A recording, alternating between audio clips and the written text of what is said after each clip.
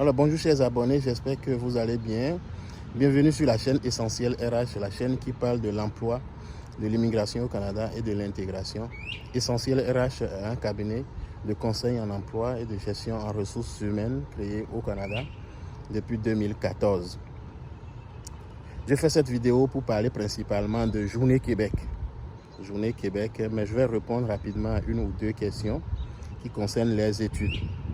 Et la première question, c'est quoi? Beaucoup de personnes demandent, Monsieur Faton, est-ce que c'est nécessaire de commencer les études universitaires chez nous et de poursuivre plus tard ici au Canada ou de venir directement après le bac? Et on va regarder ça là ensemble. Vous savez, les diplômes obtenus à l'international, à l'extérieur du Canada, ne sont pas reconnus professionnellement, mais ces diplômes sont reconnus académiquement. Je vous explique. Qu'est-ce que ça veut dire? Viens avec ton diplôme de l'université de Douala.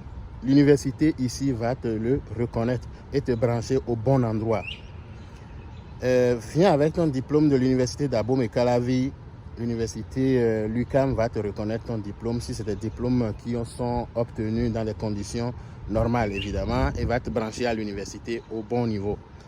Mais l'employeur ici ne te reconnaîtra pas ce diplôme. Donc ça, il s'agit d'une reconnaissance professionnelle. Il y a la reconnaissance académique et la reconnaissance professionnelle. Donc, si par exemple, après ton bac, tu t'en vas faire 2 ans en Afrique, 2 ans à faire un BTS, tu viens ici pour les études, il n'y a rien à faire, c'est sûr, tu dois retourner à l'université, aller chercher un diplôme d'ici.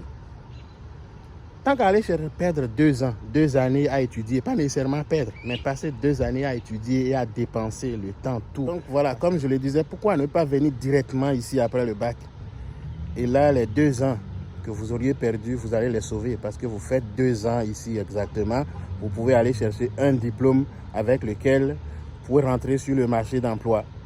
Voyez, donc pour répondre simplement à cette question, attention, si juste après le bac, vous avez déjà les moyens ou déjà en terminale et que vous voulez continuer, poursuivre les études universitaires ici, alors c'est un très bon moment, à la rentrée de la terminale, de commencer à faire vos démarches pour les études universitaires ici.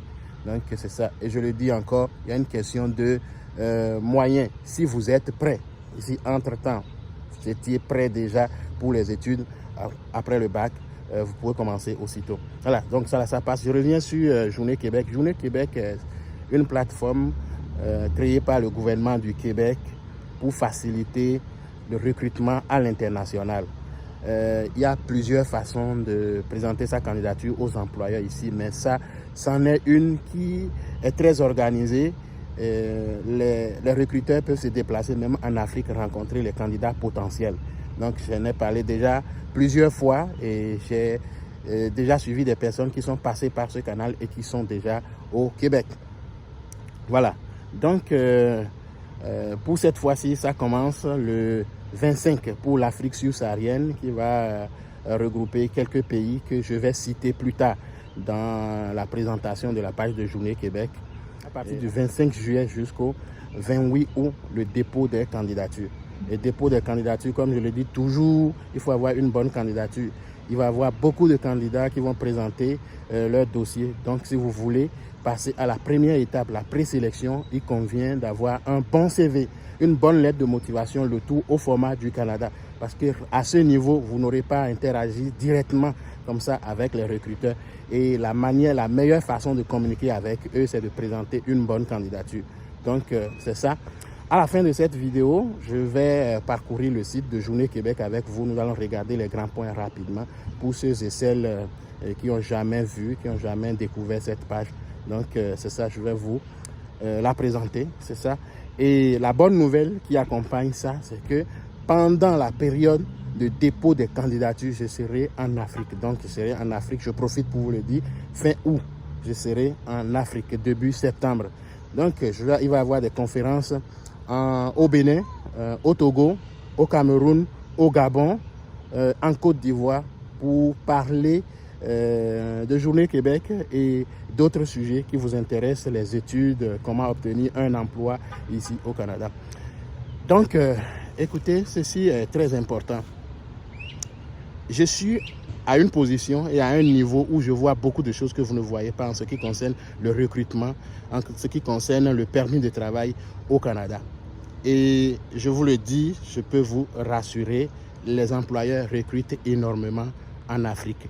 Par contre, il est très important de savoir ceci. Si vous voulez vous donner une chance, vous devez persévérer. Vous devez continuer toujours à déposer votre CV, modifier la lettre de motivation, comme je l'ai dit. Donc, c'est ça. Voilà, donc, Journée Québec. Il suffit juste d'aller sur Google et vous tapez Journée Québec. Vous allez chercher, retrouver Journée Québec pour l'Afrique subsaharienne. Et vous allez regarder les dates importantes et les pays concernés. Dans ce cas, ça va être le Bénin, le Cameroun, la Côte d'Ivoire et le Togo. Ensuite, vous allez un peu plus bas, vous allez voir les secteurs d'activité qui sont concernés. Il va y avoir toujours l'éducation, la fabrication et usinage, génie, santé, services sociaux, services de garde éducatif à l'enfance et technologie, évidemment. Et les dates importantes. Inscription des entreprises, ça ne vous concerne pas.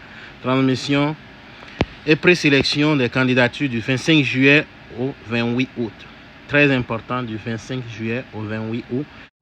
Donc ce sera tout pour cette présentation. Si elle vous a fait du bien, je vous invite à l'aimer, à la partager. Abonnez-vous à ma chaîne YouTube si vous ne l'avez pas encore fait. Et n'oubliez pas d'activer la cloche de notification. Merci et à bientôt. Mathieu.